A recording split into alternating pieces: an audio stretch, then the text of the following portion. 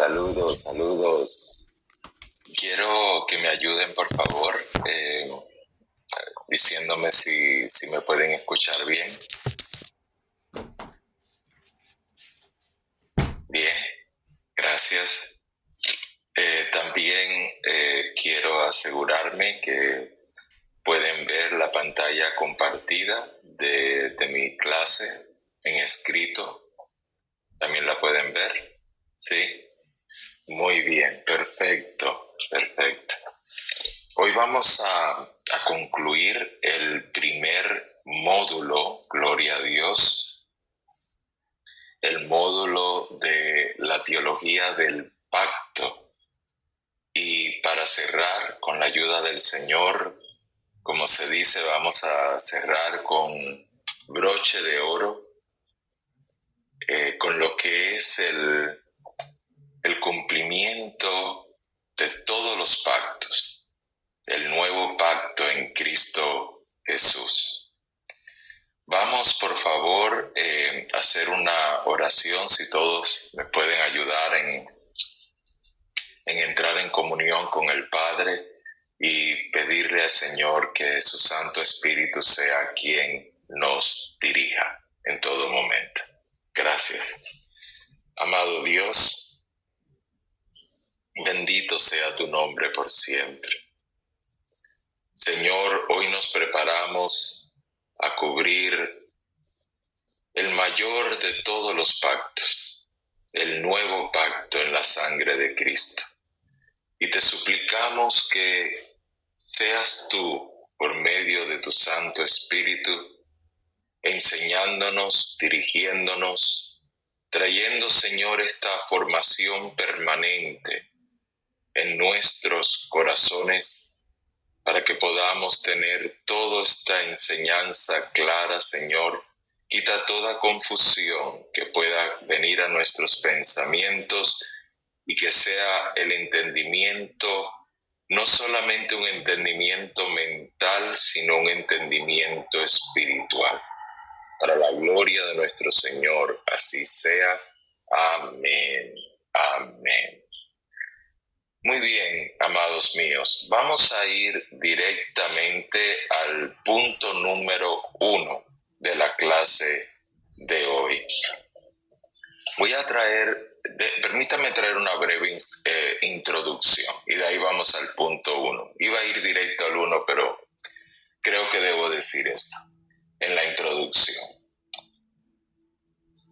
Nosotros, los cristianos, especialmente los cristianos evangélicos, tenemos un alto conocimiento de lo que es el nuevo pacto, ya que a través de las enseñanzas y predicaciones que hemos recibido, se nos ha enseñado mucho del plan de salvación de Dios para el ser humano, y se nos ha hablado mucho de tanto la deidad del Mesías como también la humanidad del Mesías. Así que en esta clase, aunque vamos a repetir algunas de esas enseñanzas, digamos, básicas, también vamos a procurar ir a áreas de mayor profundidad y áreas que normalmente no son exploradas en las congregaciones. Así que comenzamos la clase a partir de la profecía que el Señor nos trae por medio de Jeremías, en Jeremías 31, versículos del 31 al 34, y esta profecía tiene que ver directamente con la profecía de un pacto nuevo, ¿sí?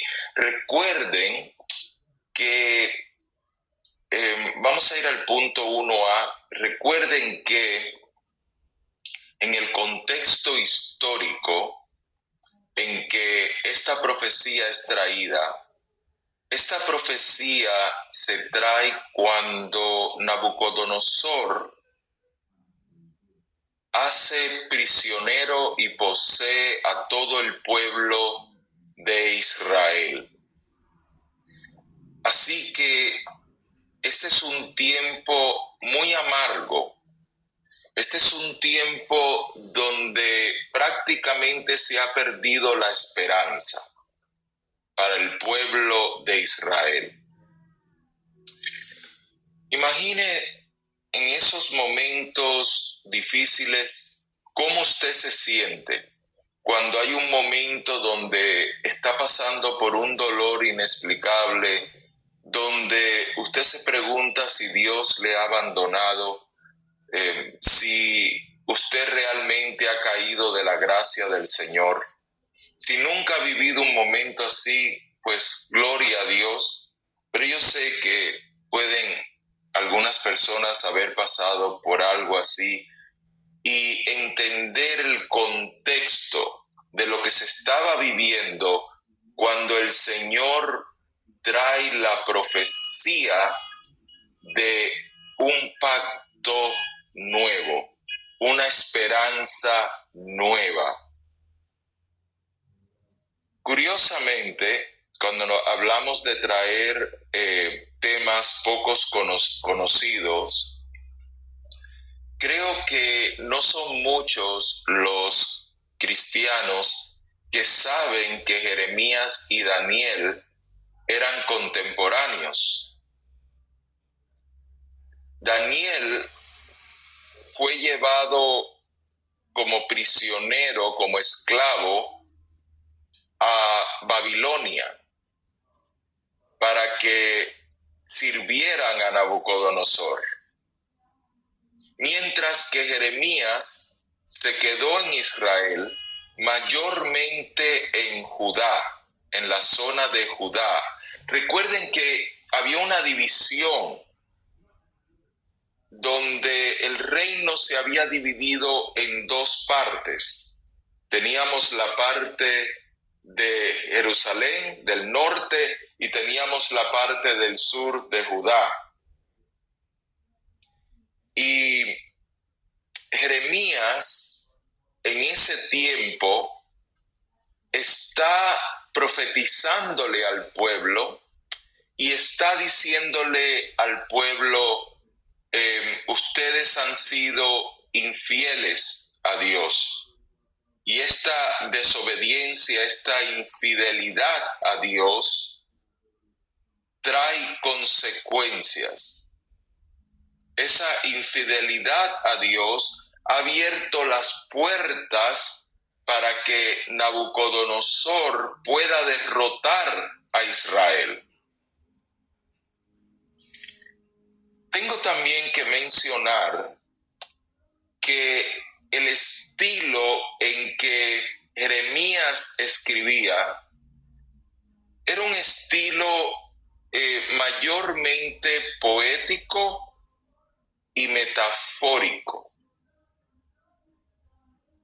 Poético se entiende, pero metafórico, algunas personas tienen un poco de dificultad de captar su significado. Así que les quiero dar una breve definición. Cuando nos referimos a la metáfora, nos estamos refiriendo a una retórica en que una cosa se describe usando otra. En lugar de sencillamente decir esto es tal cosa, lo comparan con otra cosa.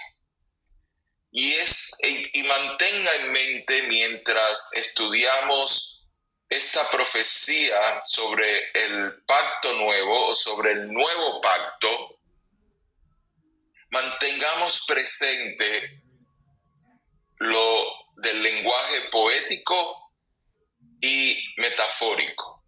Bien. pregunta hasta ahora? Sé que acabamos de empezar, pero quiero que la primera parte esté bien clara y pasamos al análisis. Un ejemplo metafórico. A ver, vamos a usar la misma Biblia. Cuando la Biblia está hablando de que Dios hará descender fuego del cielo, no necesariamente quiere decir que va a descender fuego tal y como nosotros lo conocemos, sino que va a descender un gran poder, que va a tener un gran impacto y que va a ser semejante al impacto que tendría un terrible fuego que cayera sobre el lugar donde estamos. Es una metáfora. Otra metáfora, pudiéramos decir, otra simbología que pudiéramos usar, es cuando dice que todos llevarán la marca de la bestia en la mano y que tendrán el número 666 en la frente. Bueno, el número 666 representa el número del hombre 3 veces, queriendo decir la Trinidad del hombre. Recuerden que el hombre fue creado en el día número 6, así que el número del hombre es 6. Y cuando dice que llevará el número de 666, se está refiriendo a que el anticristo se hará pasar o imitará la Trinidad de Dios. Y esto se va a formar ¿de qué manera? La Trinidad de Dios sería Satanás como el Dios del anticristo, el anticristo y el falso profeta, 666. Entonces, no quiere decir que literalmente va a ser un número escrito que sea 666 en la frente. No es literal, es una metáfora, es una simbología, es usando el número 666 para indicar que de alguna forma la persona va a ser marcada como propiedad del anticristo. ¿Sí? El barro en las manos del alfarero también es una simbología, pero pudiéramos llamarle también una metáfora. ¿Okay? Bien, continuemos entonces ahora con el análisis del versículo. Bien, versículo 31. He aquí, vienen días, dice Jehová, en que haré nuevo pacto con la casa de Israel y con la casa de Judá. Nuevo pacto. ¿A qué se está refiriendo con nuevo pacto? Está haciendo un contraste con el pacto mosaico. El pacto de donde viene la ley, lo que el judío llama el Torá. Y no está hablando sencillamente de una renovación, no está hablando sencillamente de unos ajustes, sino que al decir nuevo pacto, está marcando algo completamente distinto. Acá en este versículo también vemos que hay una inclusión en el lenguaje. Se menciona a Israel y se menciona a Judá. ¿Por qué?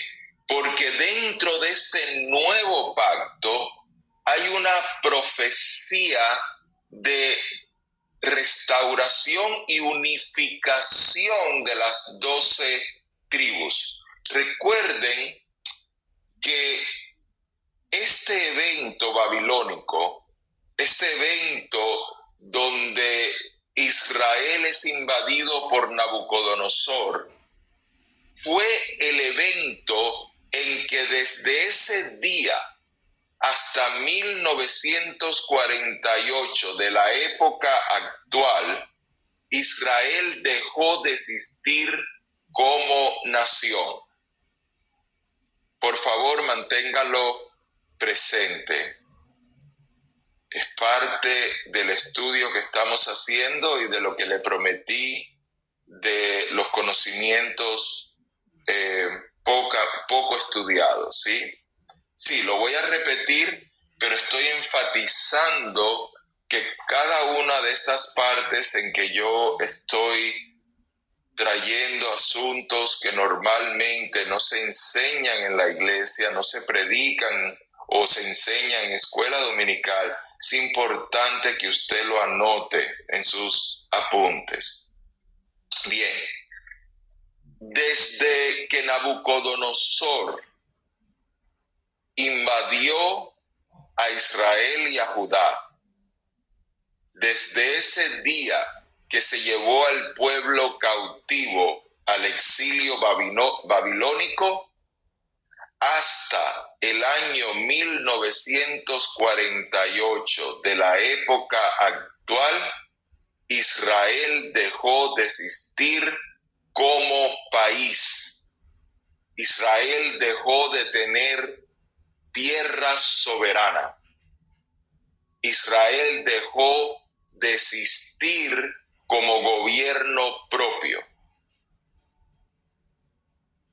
Así que sucedió también otra cosa a partir de esa fecha. El pueblo judío fue disperso por el mundo entero. Y aunque se mantuvieron como nación, en el sentido de tener una identidad, dejaron de tener su identidad como Israel y solamente mantuvieron su identidad como la casa de Judá, como judíos. Así que cuando Israel se encontraba en cualquier lugar del mundo, ellos se identificaban como de la casa de Judá o judíos para mantener su identidad, ya que no tenían tierra, ya no tenían territorio. Sí, existía el territorio, pero ellos no tenían el control del mismo. Sí, muchos vivían en Jerusalén y muchos vivían en lo que conocemos como Israel, pero ellos no tenían autoridad sobre su propia tierra. Okay. Continuemos. Este versículo del Nuevo Pacto trae una profecía y es que se ha de restaurar la unificación de las 12 tribus. Ahora, esto parece imposible, pues no hay un conocimiento claro dentro del pueblo de Israel quién viene de qué tribu. Es muy difícil saber la genealogía familiar de cada persona judía, porque al llamarle judío estamos diciendo que vienen de la tribu de Judá. Entonces, hay una profecía bíblica que solo se las voy a dar como referencia, ya que ese no es el tema de hoy, pero no les quiero dejar la interrogante de esta profecía y por qué el versículo 31 trae esta profecía. y es Ezequiel 37, el valle de los huesos secos.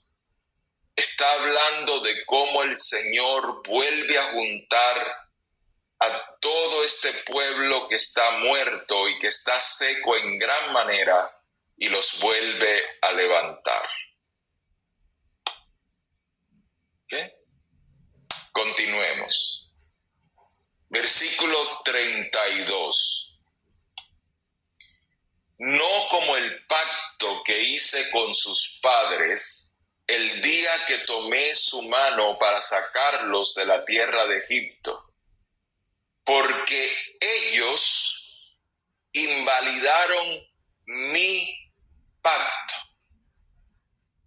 ¿Se recuerdan lo que estudiamos sobre pactos condicionales y pactos incondicionales? Entonces, el pacto mosaico es un pacto condicional. Condicional en que le tocaba al pueblo cumplir una parte. Y el pueblo, al no cumplir su parte, invalidó el pacto.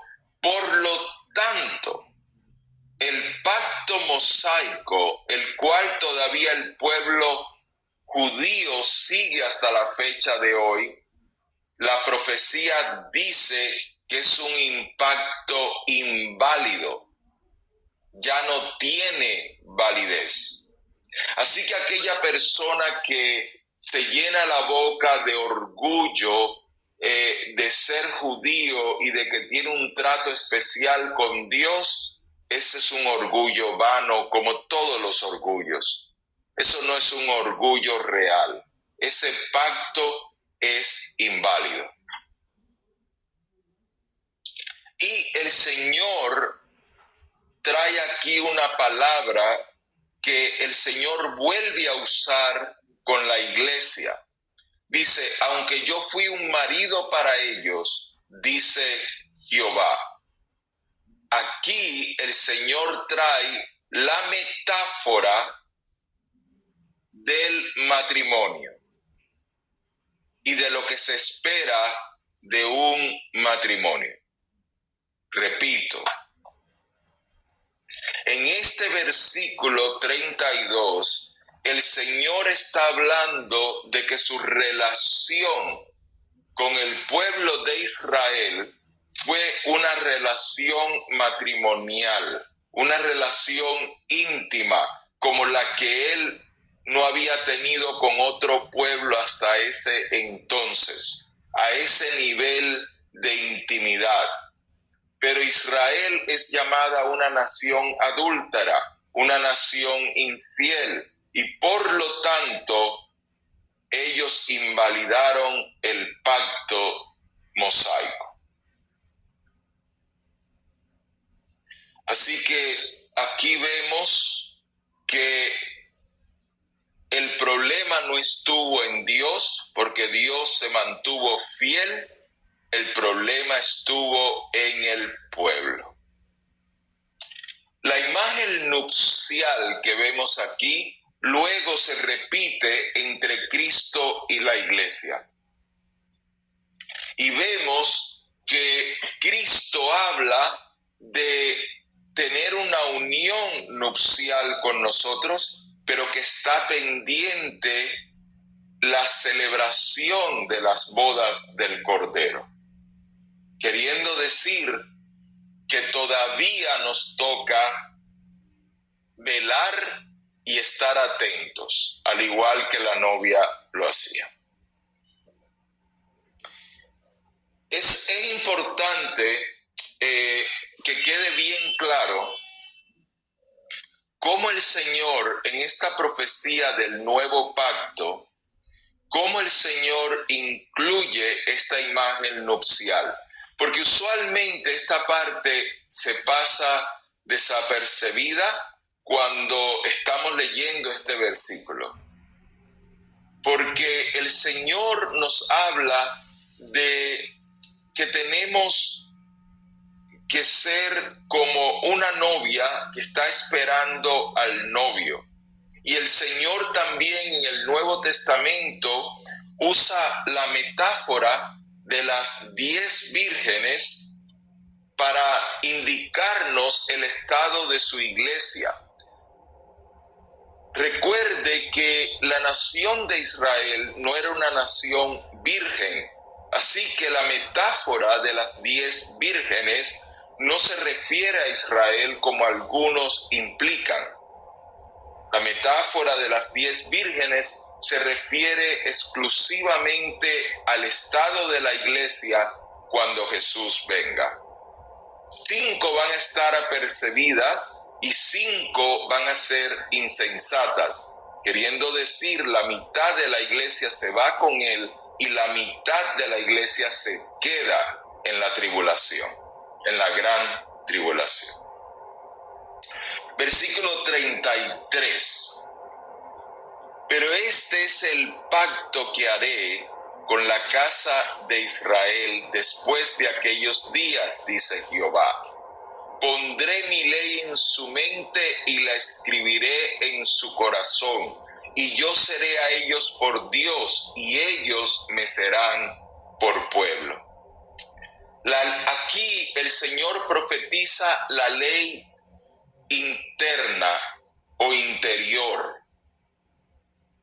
Esto se debe a la profecía que está hablando de la participación que el Espíritu Santo va a tener en nosotros, en los que estemos en el nuevo pacto. Así que en este versículo 33 estamos encontrando también la profecía del Espíritu Santo morando en el corazón de cada creyente. Recuerden que la ley era externa durante el tiempo del pacto mosaico, porque el Espíritu Santo no moraba en el corazón de los creyentes, sino que el Espíritu Santo moraba en el lugar santísimo del tabernáculo. Pero acá, en esta profecía, está diciendo, mi ley va a estar en su mente y en su corazón.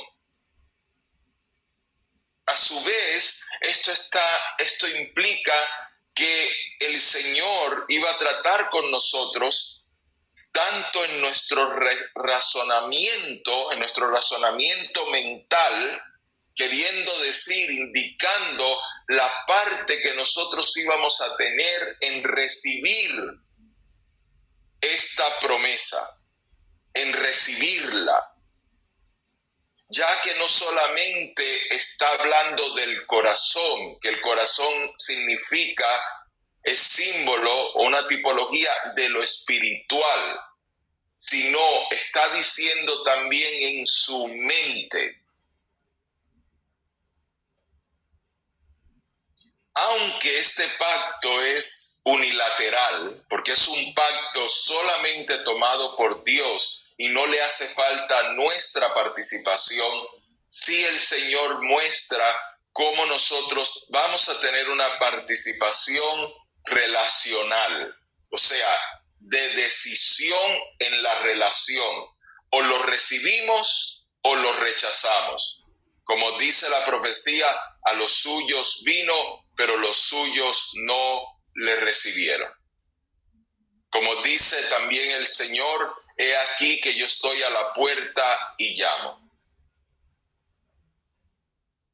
También esta profecía, aunque más adelante vamos a ver que es una profecía universal y no solamente para el pueblo de Israel, acá vemos cómo el Señor se la trae al pueblo de Israel, hablándole a ellos y dejándoles saber que el Señor viene a darle esta oportunidad al pueblo de Israel.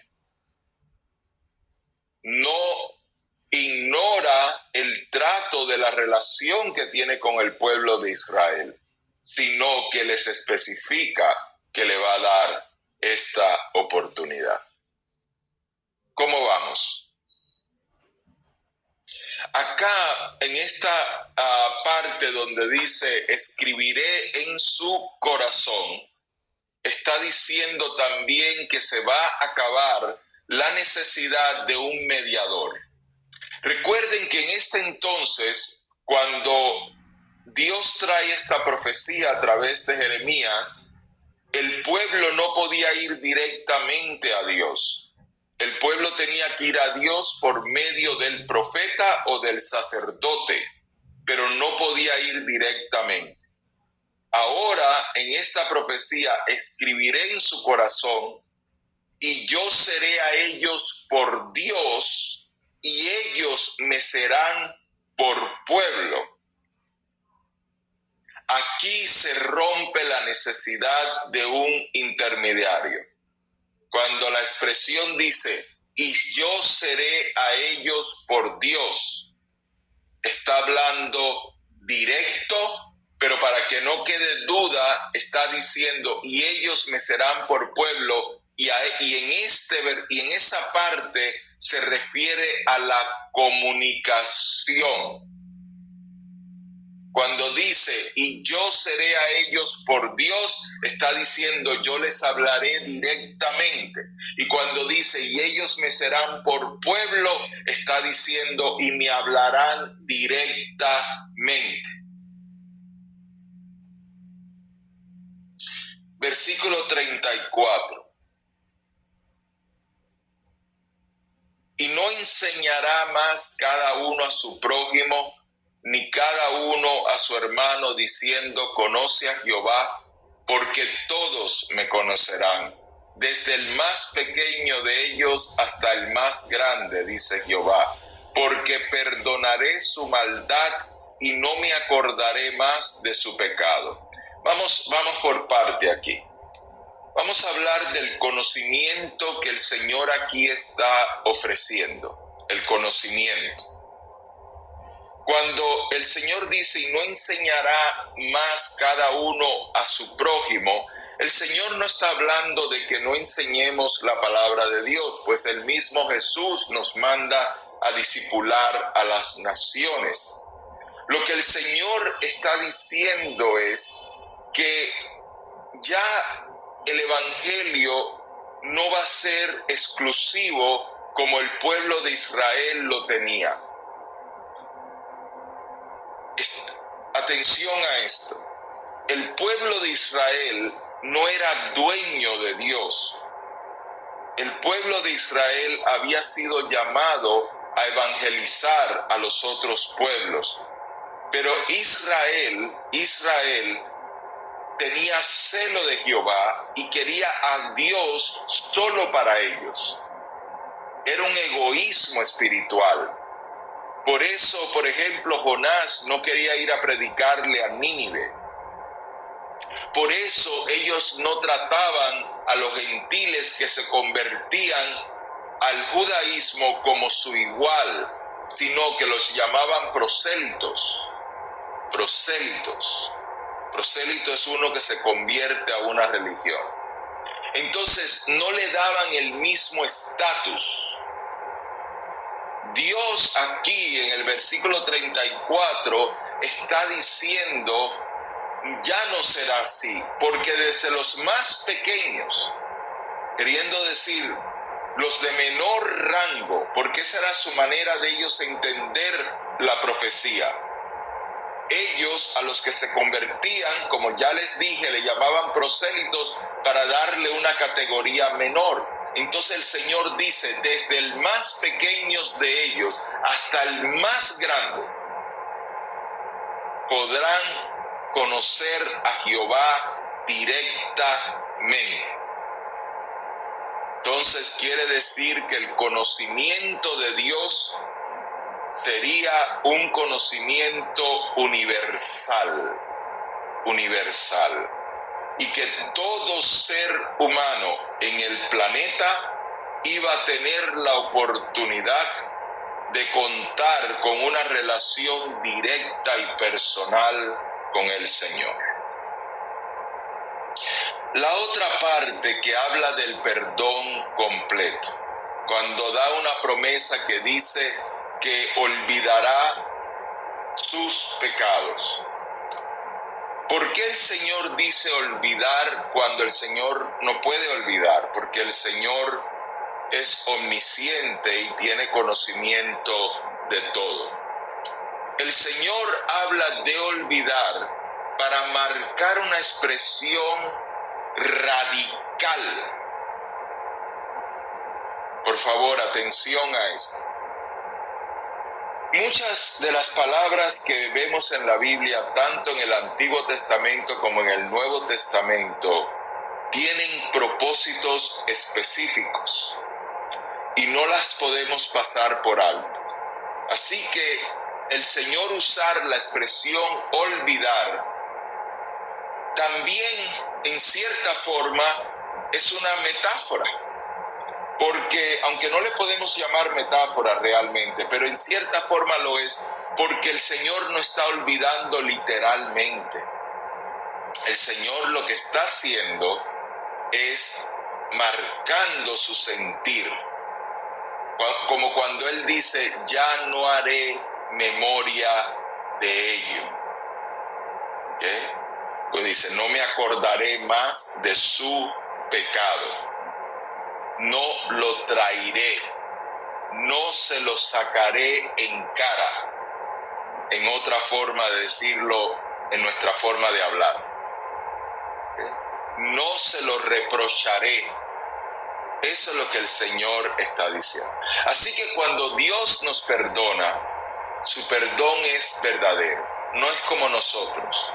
Nosotros perdonamos, pero luego, cuando las cosas se ponen calientes, recordamos el mal que la otra persona hizo y muchas veces se lo traemos en relación a lo que estamos discutiendo.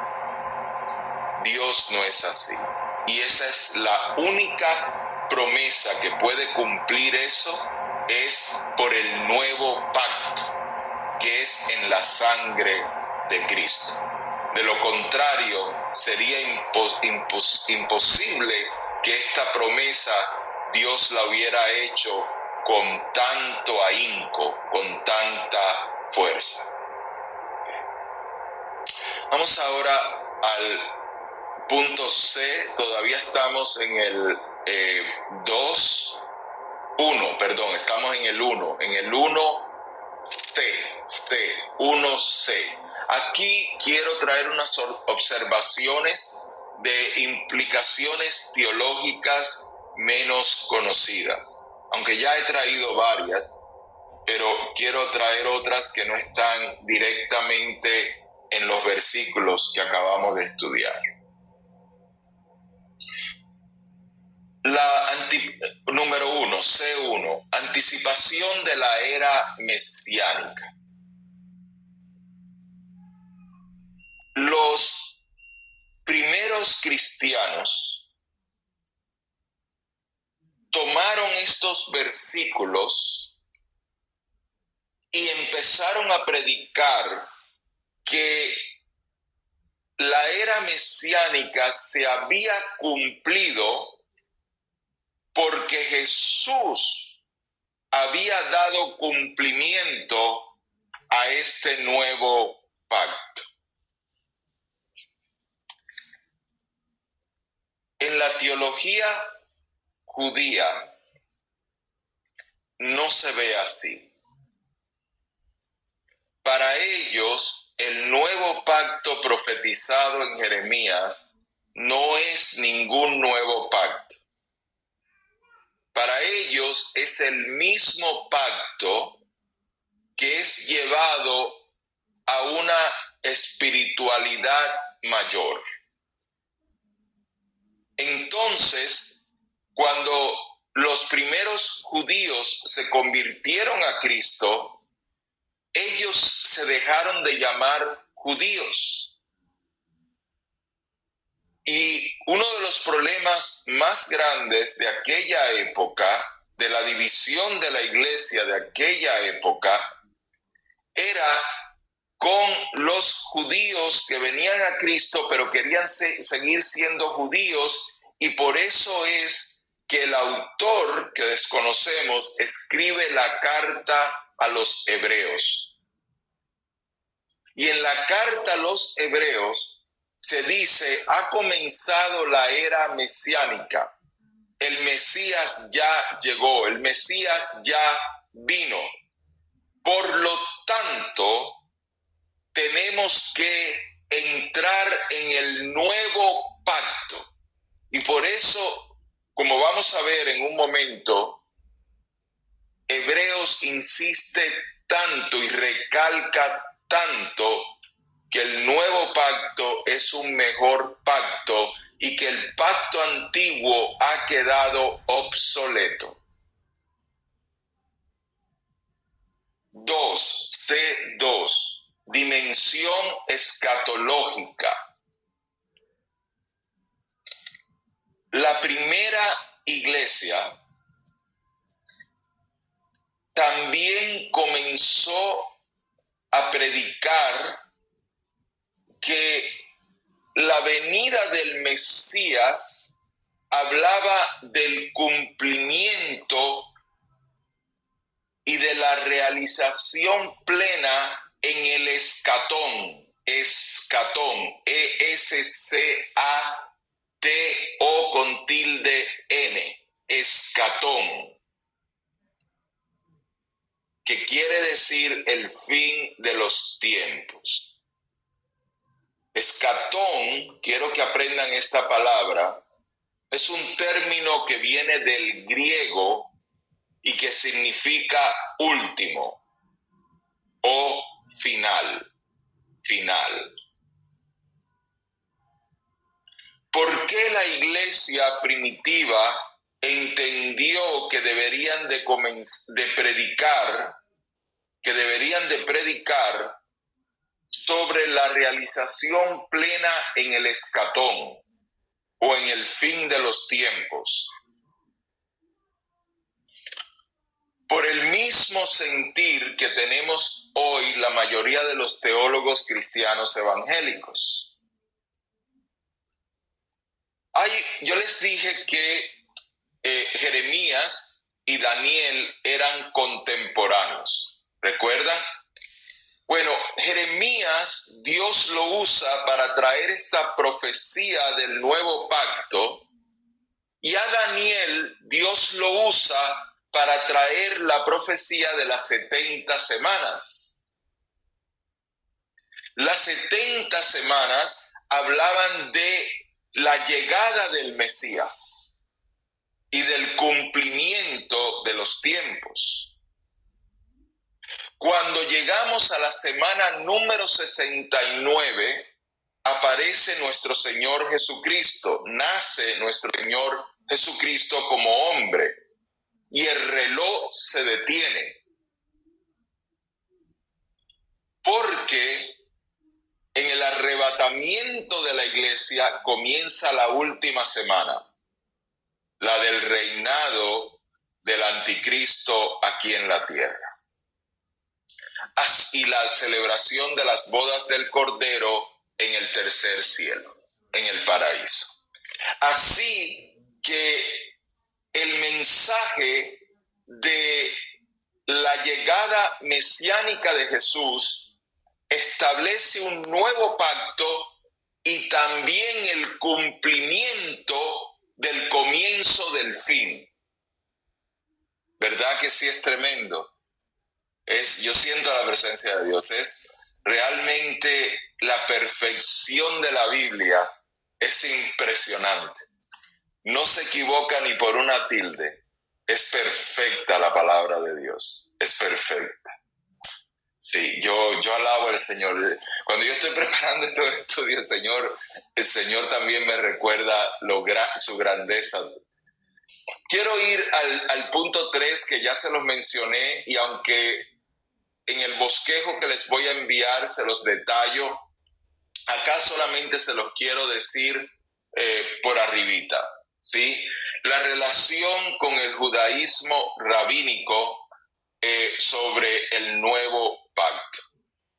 La idea de una relación directa con Dios, ellos no lo interpretan como que tenemos el acceso total al Señor, sino como un entendimiento de una relación más personal con la voluntad de Dios. O sea que la ley de Dios, no solamente los 10 mandamientos, sino el Torah completo de Dios, se va a revelar al corazón del ser humano, así como la conciencia nos avisa a nosotros cuando estamos pecando contra el Señor. Ellos solamente lo ven hasta ahí. Y por eso que cuando nosotros le queremos predicar y tratar de usar esta interpretación para que ellos vean la verdad, ellos no lo reciben, excepto cuando es una revelación que el Espíritu Santo les trae. Por lo tanto, nosotros continuamos predicando porque hasta el día de hoy muchos judíos siguen convirtiéndose a Yeshua HaMashiach, a Jesús el Mesías. Amén. Bien, vamos a ir ahora al punto número 2 y vamos a hablar del análisis detallado de Hebreos capítulo 8, versículos del 6 al 13. Hebreos 8, del 6 al 13. Muy bien, en lugar de leerlo todo, vamos a comenzar con el análisis y vamos a ir al versículo 6. Pero ahora ha obtenido un ministerio tanto más excelente, cuando es mediador de un mejor pacto, establecido sobre mejores promesas. Acá, en este versículo, Jesús, el hombre, ha obtenido un ministerio de una excelencia sin equivalente, ya que su sacerdocio no hay forma de medirlo con ningún otro sacerdocio del antiguo sacerdocio levítico. ¿Por qué? Por varios motivos, pero voy a traer dos, y uno de ellos es el que dice el versículo 6 y otro es el que encontramos más adelante en el mismo libro de Hebreos.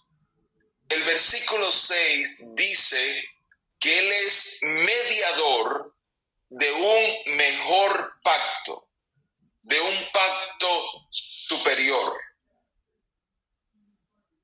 Ya el Señor no viene como un sacerdote del Antiguo Testamento, donde Él tenía que ser el mediador del pacto mosaico, como todos los otros sacerdotes hasta la llegada de Jesús. ¿Me siguen? ¿Me siguen? No pierdan la línea del tiempo. Antes de Jesús existía el ministerio sacerdotal, porque se ejercía el sacerdocio del pacto mosaico. Aquí es donde viene la parte que no se predica mucho de ello. Atención. A partir de Jesús se anula el sacerdocio anterior. Jesús pasa a ser el sacerdote del nuevo pacto, porque ya el sacerdocio del pacto anterior no sirve para el perdón de los pecados del pueblo.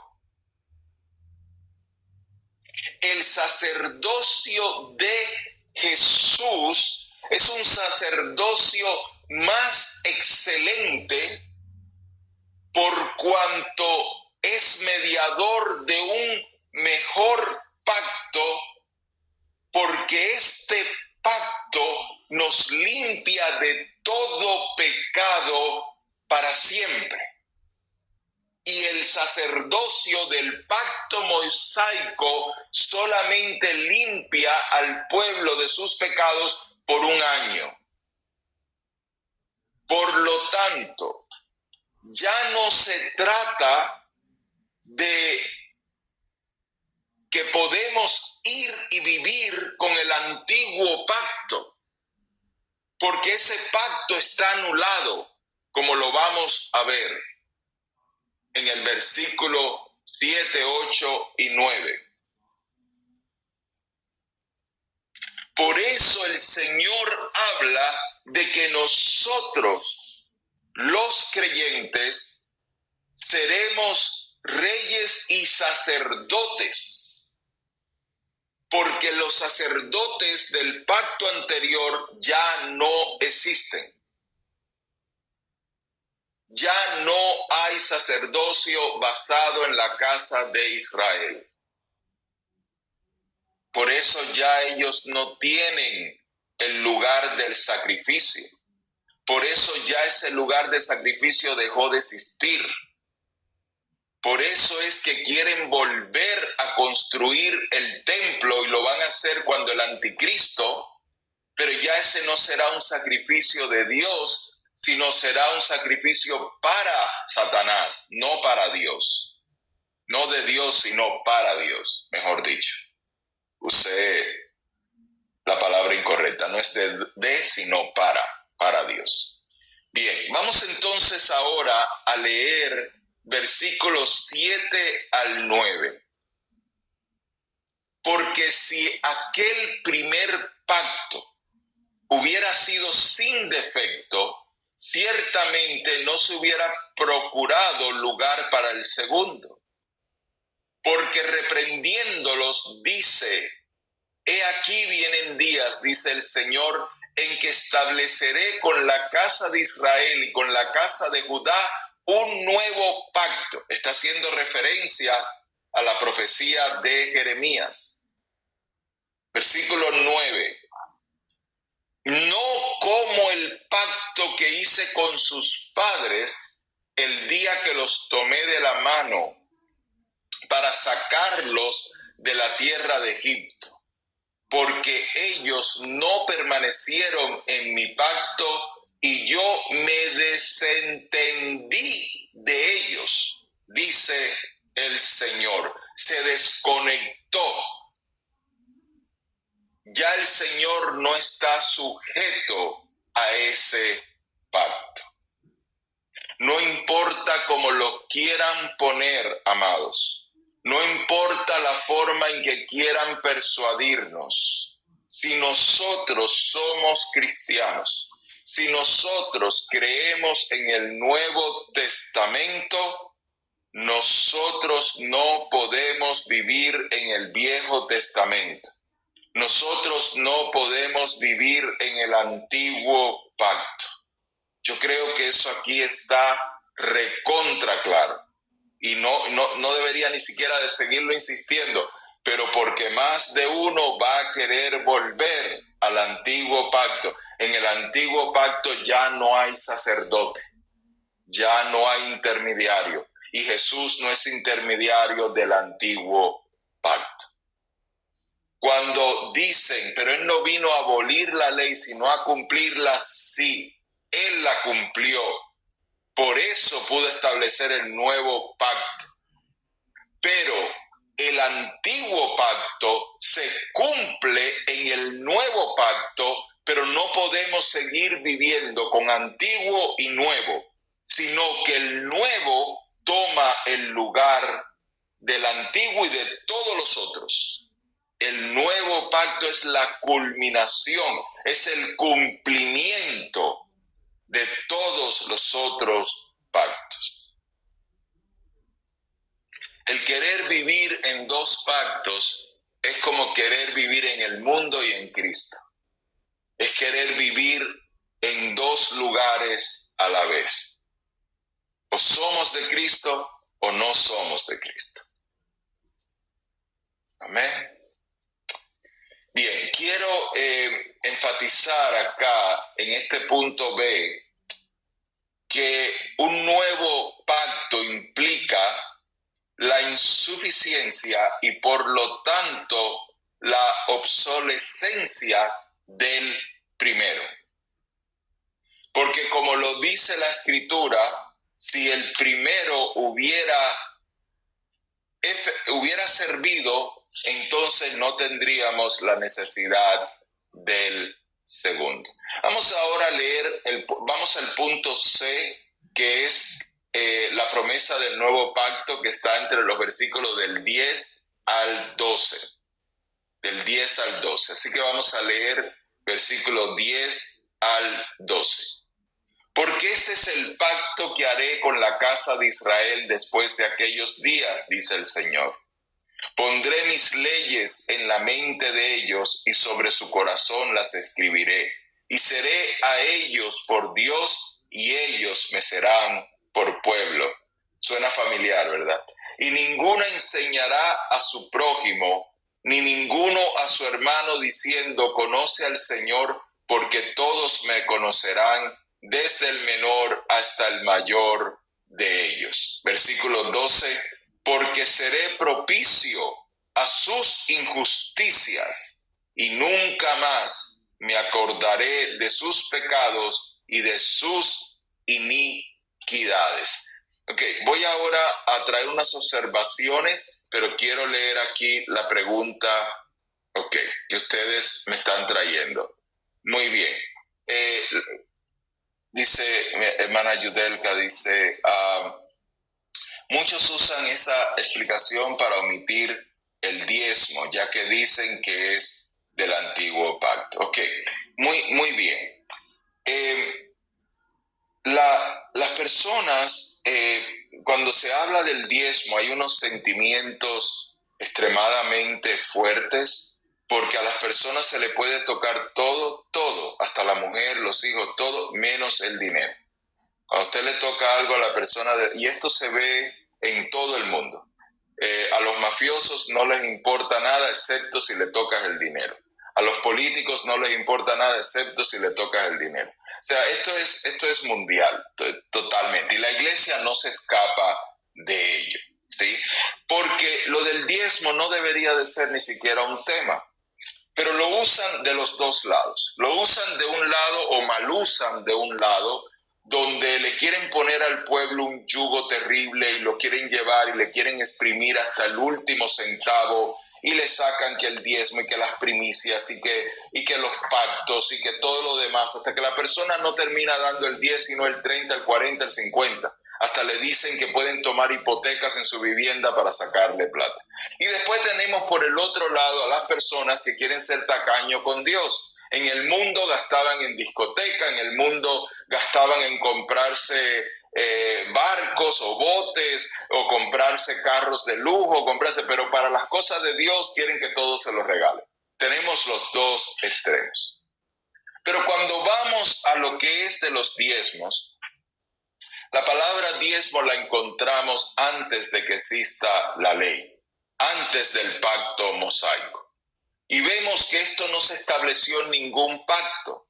Vemos que los diezmos es algo que traen y ponen en el Torá, pero esto no es algo que Dios vino y empezó a establecer. Ahora sí, en el Torá viene y se dice, pruébame ahora en esto, si no te bendeciré. Está bien. Ahí está esa promesa de Dios. Pero cuando Abraham dio sus diezmos a Melquisedec, que es un tipo de Cristo, cuando lo da Melquisedec, no existe la ley mosaica. Él lo dio anteriormente.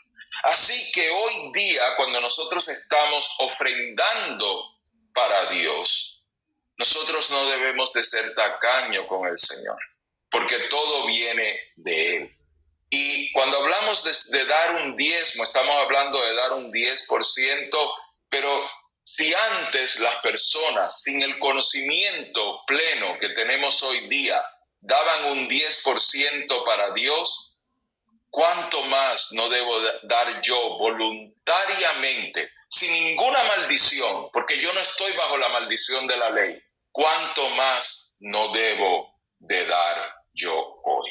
¿Sí? Así que el que quiera estar predicando en contra del diezmo, atacándolo del diezmo, yo lo veo sin sentido, porque esto no tiene nada que ver con la ley. Esto es dar a Dios. Y el ofrendar a Dios, esto lo vemos desde el tiempo de Adán y Eva, porque Abel traía ofrenda a Jehová y daba a Dios, y el Señor la consumía porque le era agradable. Es el sacrificar a Dios es un concepto que tiene que costar, nos tiene que costar un sacrificio. No puede ser algo que nos sobre. ¿Está bien? Ahora, si es algo de negocio, de explotación, si son personas que quieren exprimir al pueblo para ellos vivir como ricachones y demás, ya eso es otro tema. Eso ya no es el diezmo. Esa es una explotación, manipulación. Esto ha existido todos los tiempos, en todos los lugares. Y está de nosotros el no dejarnos manipular y el decir, no, yo doy lo que yo quiero dar porque me nace en el corazón. Pero yo personalmente darle menos del 10% al Señor lo veo como ser tacaño con Dios. Muy bien, entonces continuemos, por favor, continuemos. Muchas gracias a ustedes, porque este punto yo sé que es vigente, yo sé que se trae siempre y yo he visto muchas explotaciones, mis hermanos, muchas manipulaciones. Yo sé que si yo me siento triste al respecto, me imagino cómo se siente el Espíritu Santo. Y por eso yo soy tan cuidadoso cuando llamo a alguien pastor. Porque yo no llamo a alguien pastor porque tenga un título. Porque para mí pastor no es tener fama, no es tener 10,000 miembros en una congregación. Los políticos tienen millones de seguidores y no son pastores. Tampoco es el mostrar milagros, porque la palabra de Dios dice, y vendrán delante de mí y me dirán, Señor, pero en tu nombre hice milagros, y Él le dirá, apartaos de mí, hacedores de maldad. A mí no me impresiona nada de eso. A mí me impresiona el siervo y la sierva humilde que busca de Dios de corazón y que lo demás el Señor le viene y le da.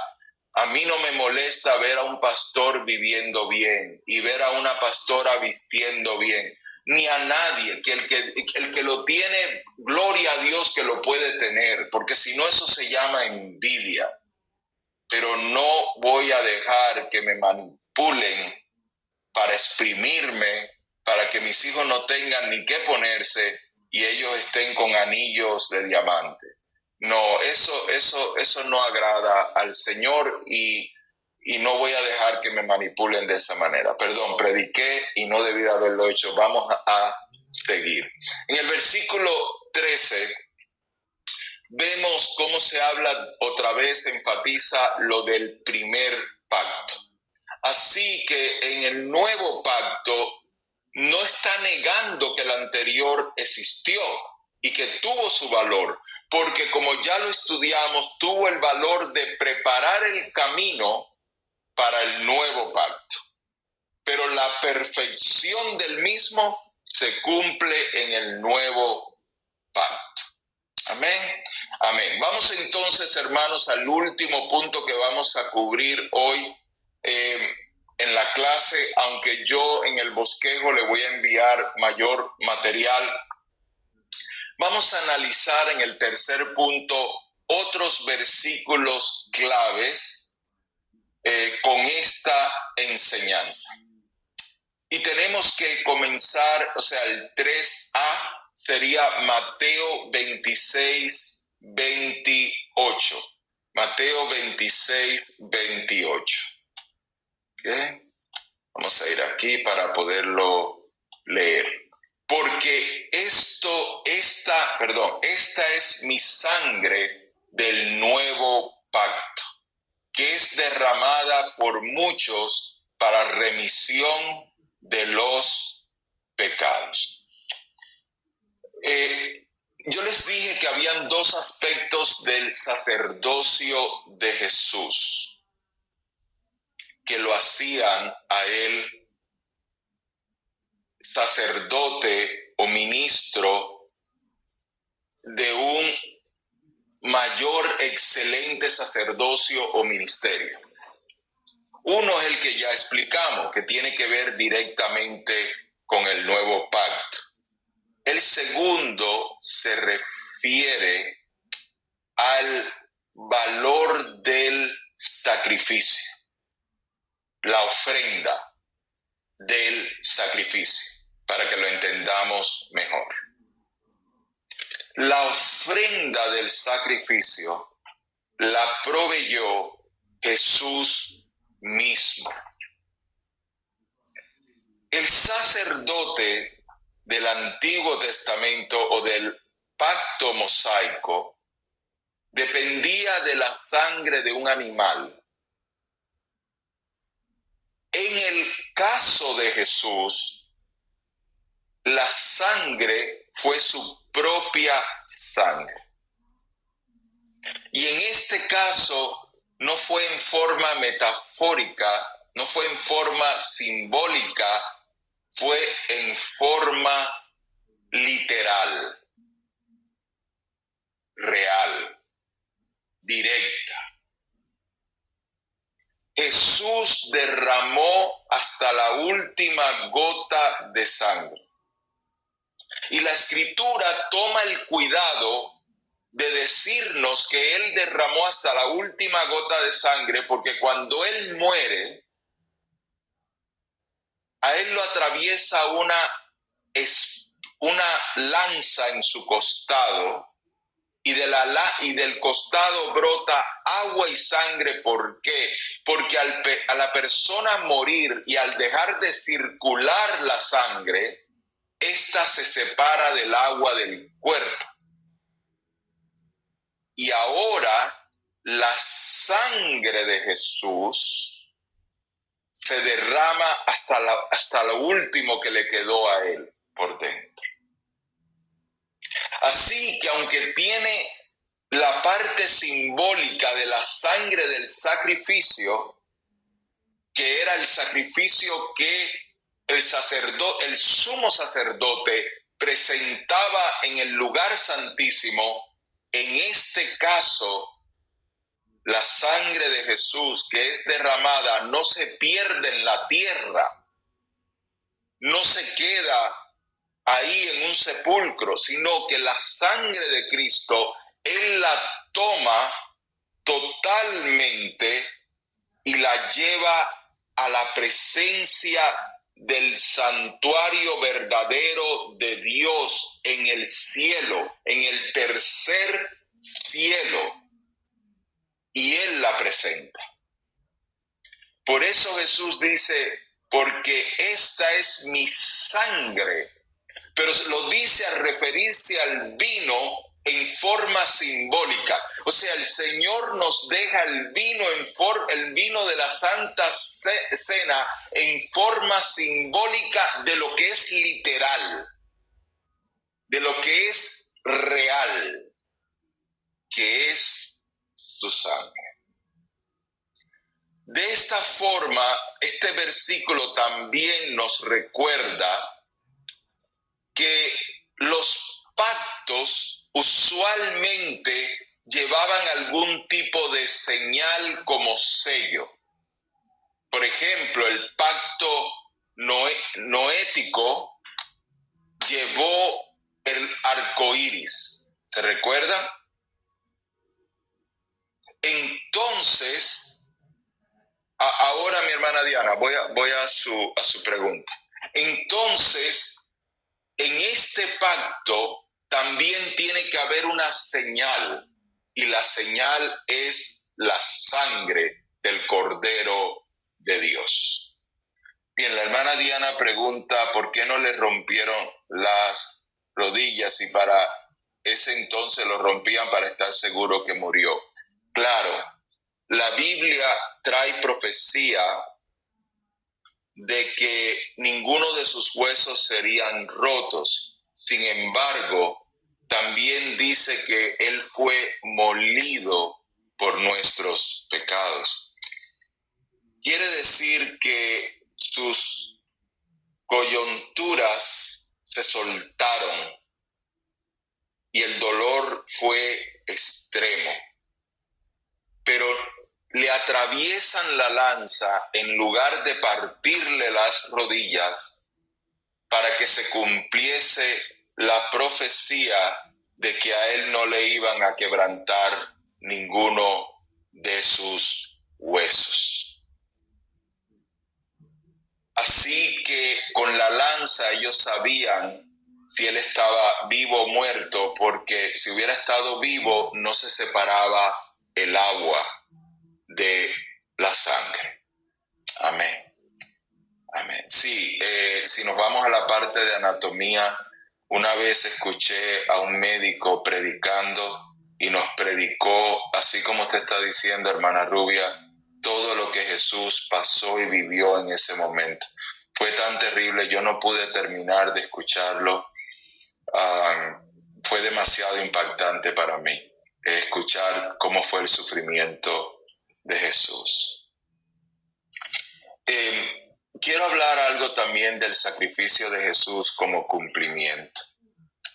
En la tradición judía, en el día de expiación, que se llama es la fiesta de Yom Kippur, se tomaba un animal y ese animal era que se sacrificaba por todos los pecados de Israel. Ahora en este momento el sacrificio de Jesús es por todos los que lo recibimos a Él, pero este sacrificio no se repite todos los años. Este sacrificio es una vez y para siempre. Pero ¿qué sucede con nosotros? Porque nosotros no dejamos de pecar, porque tenemos una lucha con nuestra carne. La sangre de Cristo no deja de tener su poder activo. La sangre de Cristo está viva. Esto es como cuando la Biblia dice que la sangre de Abel le clama a Dios, pero si ya Abel murió, quiere decir que la sangre de Abel, el sacrificio de la sangre de Abel, Dios no lo tomó como cualquier cosa. Y si eso es la sangre de un hombre, imagínense, de un hombre común, imagínense la sangre de Jesús, hombre, de el Hijo de Dios, el Hijo unigénito de Dios. Así que esa sangre de Cristo tiene tal perfección que continuamente está activa mientras nosotros estemos en Él. Por eso es que el Señor Jesús insiste, fuera de mí nada podéis hacer. No podemos estar desconectados de Jesús.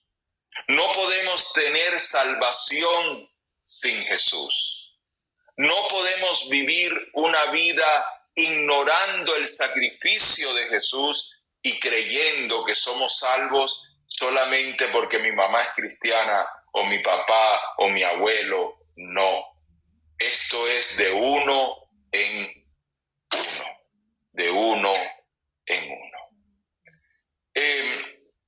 Quiero avanzar porque quiero cubrir otro versículo bíblico muy importante, que es Isaías 53:5.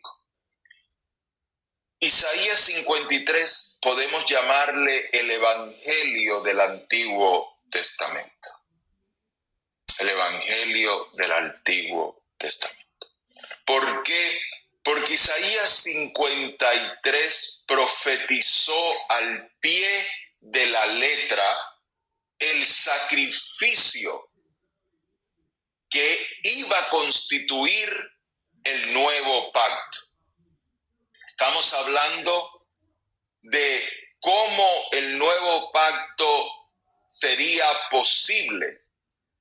sería posible por medio del sacrificio del Mesías. Y aunque Isaías 53 lo profetizó a la perfección, el pueblo de Israel de hoy día lo niega porque dice que no se estaba refiriendo a un Mesías como la Biblia lo dice, sino a un Salvador de ese tiempo. No lo veían a la extensión que realmente merece. Dice versículo 53:5 de Isaías: pero él fue herido por nuestras transgresiones, molido por nuestras iniquidades. El castigo de nuestra paz fue sobre él, y por su llaga fuimos nosotros curados.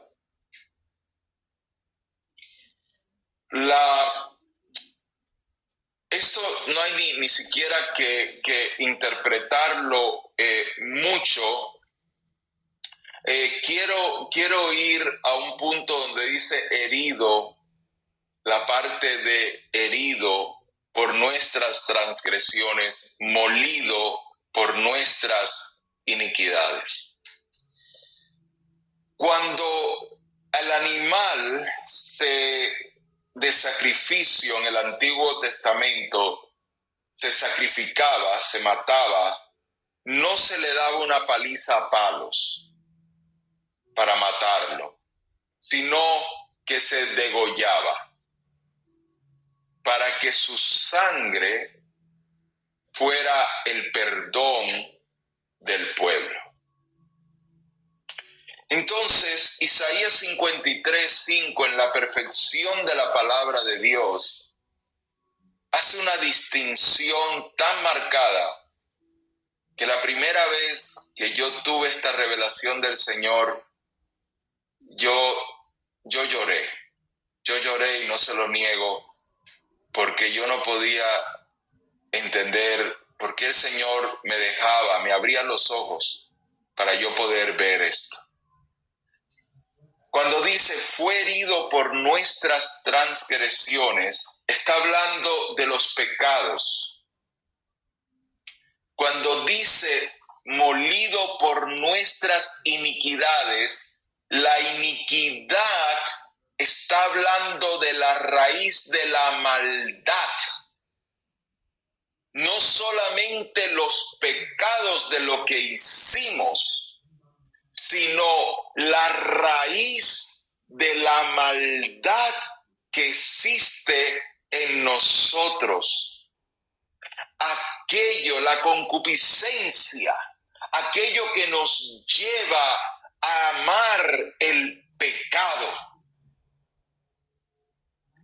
Y acá me dice que su castigo no fue solamente el derramar la sangre para el perdón de mis pecados, sino que sufrió en su cuerpo y fue molido, como estábamos hablando hace un momento, para poder quitar de mí las iniquidades de mi corazón, para yo poder ser eternamente libre de mi maldad.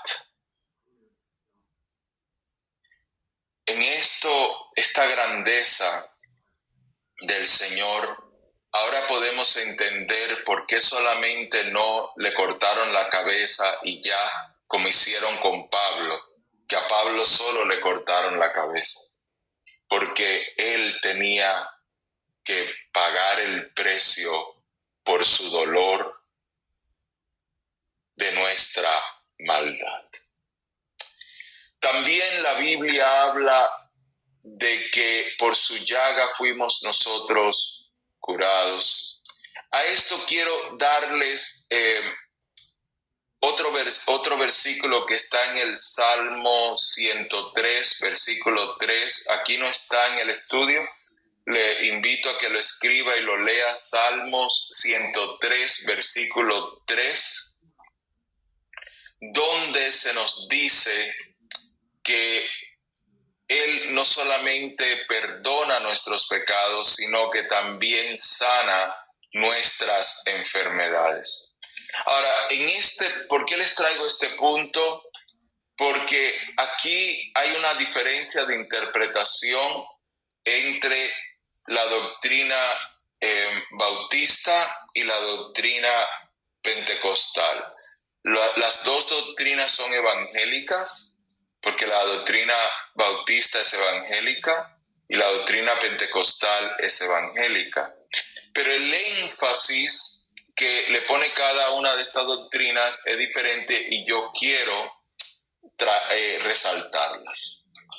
El énfasis de que por su llaga fuimos sanados, en la iglesia bautista está no en la sanación física, sino en la sanación espiritual y emocional. Nuestras emociones, o sea, nuestra alma, nuestros sentimientos.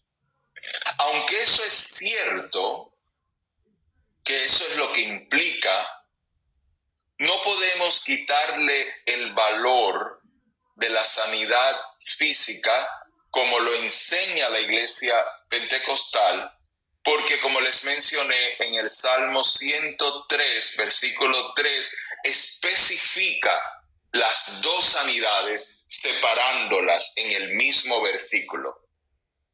Pecado, curación física. Las dos están en el mismo versículo. Aparte de eso, Jesús tomó mucho tiempo de su ministerio para la restauración física, la sanidad física. Y no podemos ignorar que si Jesús trajo esto en su ministerio y si la iglesia es una continuidad de su ministerio hasta que Él vuelva, entonces nosotros tenemos también que continuar orando por los enfermos y creyendo que Él llevó también nuestras enfermedades sobre Él. Por lo tanto, yo estoy de acuerdo con los dos puntos, tanto el punto que enfatiza la iglesia bautista como la que enfatiza la iglesia pentecostal. Lo veo bíblico, los dos. Mi hermano Julio César está abriendo un punto nuevo, no lo voy a tocar. Muy bien, hermanos, y aquí terminamos. El punto C, segunda de Corintios 3:6. No podía dejar de tocarlo. El cual asimismo nos hizo ministros competentes de un nuevo pacto, no de la letra, sino del espíritu, porque la letra mata, pero el espíritu vivifica. Quiero terminar la clase de hoy enfatizando algo que ya dije, pero que este versículo nos vuelve a traer. Y lo quiero volver a enfatizar porque he visto a través de mis años que Dios me ha dado la oportunidad de pastorear un concilio, pastorear a pastores, visitar diferentes países. He tenido ese honor, ese privilegio. He visto cómo hay cierto tipo de orgullos que todavía rondan en la iglesia. Y entre esos orgullos, en el mal sentido y no en el buen sentido, esos orgullos de superioridad que nos hacen creer que porque hemos tenido éxito en el ministerio o en nuestros negocios, eso nos hace sentir que somos elegidos y bendecidos mientras otros no lo son. ese orgullo de que si yo tengo sangre judía, yo soy superior a otros porque yo tengo doble promesa y demás. El Señor en este versículo enfatiza que el Señor nos hizo ministros de un nuevo pacto, de un nuevo pacto. Así que el que ejerce su ministerio fielmente no puede tener su corazón sirviendo a dos señores, a dos teologías, a dos formas de pensar. Tenemos que estar muy definidos. Somos ministros del nuevo pacto, el que estamos viviendo hoy. Y esto quiere decir que yo no puedo estarle enseñando a las personas que ellos se pueden salvar cumpliendo los 10 mandamientos, porque nadie los va a cumplir. Nadie puede cumplir los 10. Y yo no puedo estar diciéndole a las personas que tienen que seguir cumpliendo rituales para poderse salvar, para poder honrar su ascendencia, de donde vienen. Cuando la Biblia dice que la letra mata, no está diciendo que el uno educarse mata, está hablando de la ley. Y hoy día muchos que quieren menospreciar el que estudiemos, dice la letra mata, como diciéndonos, no te pongas a estudiar porque eso te va a matar, vive en el espíritu. La letra mata se está refiriendo al antiguo pacto, al pacto mosaico. Porque el que trata de cumplir la ley muere, porque no la puede cumplir. Debemos nosotros como cristianos buscar cumplir los mandamientos, por supuesto, porque debemos de buscar agradar a Dios y cumplir los 2 mandamientos que Jesús nos dejó, el cual envuelve todos los mandamientos. ¿Okay?